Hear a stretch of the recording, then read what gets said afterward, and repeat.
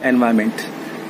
Natural environment is made up of those things which are not made by man. Rather, these are created by nature, or it comprises both biotic and abiotic components. So, क्या होता है natural environment?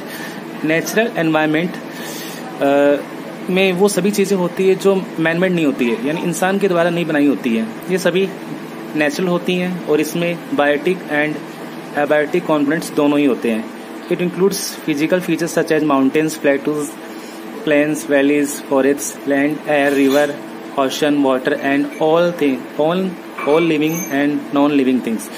So natural environment में mountains, plateaus, plains, valleys, forests, land, air, river, ocean, water ये सभी चीजें होती, चाहे वो living हो या non-living thing हो, सभी natural environment में आती है.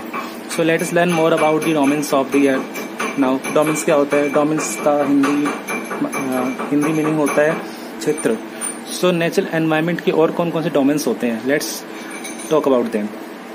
First of all we will read about lithosphere. Lithosphere क्या होता है? Land is the solid crust और the hard top layer of the earth. Land क्या होता है? अर्थ का सबसे ऊपर वाला लेयर होता है और ये सॉलिड होता है या हार्ड होता है. It is made up of rocks and minerals and is covered by a thin layer of soil.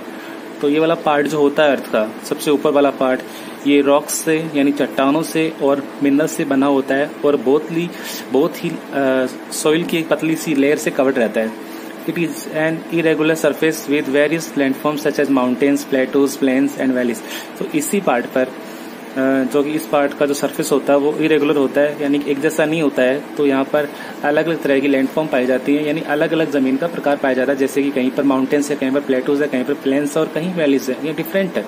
तो it provides as forest, grasslands for grazing, land for agriculture and human settlements and minerals for industries. तो इसी lithosphere पर हमें forest मिलते हैं, grasslands मिलते हैं. Grasslands यानी घास के मैदान, और लैंड मिलती है एग्रीकल्चर के लिए, और ह्यूमन सेटलमेंट्स इंसानों के रहने की जगह मिलती है, और इंडस्ट्रीज के लिए मिनरल्स मिलते हैं. Now let's talk about hydrosphere. Hydrosphere, the word hydrosphere is derived from a Greek word hudo meaning vapour. Hydrosphere एक ग्रीक वर्ड है जिसका मीनिंग होता है वेपर. वेपर मीन्स हिंदी में भाप या वाष्प. All water bodies of the earth together form the hydrosphere. Earth पर जितने भी वाटर बॉडीज है, जैसे कि पॉन्ड हो, ओशन हो, रिवर्स हो, ये सभी वाटर बॉडीज कहलाती हैं.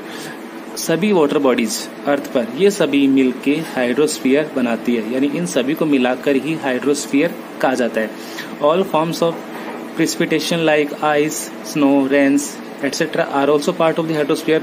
और जैसे कि हमें पता है कि आइस, स्नो, रेन ये सभी लिक्विड यानी कि वाटर ही होते हैं, तो ये सभी भी हाइड्रोस्फीयर में ही आते हैं. The hydrosphere is essential for the support of life on this planet. हमारी अर्थ पर लाइफ को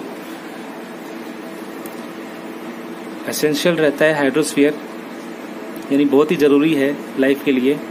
about 70% of the earth surface is covered with water and most of it is in the ocean. Earth का लगभग 70% hydrosphere है, और वो भी ocean में है, यानी समुद्रों में है. Only a small portion appears as fresh water and this is found in rivers, lakes and ground water.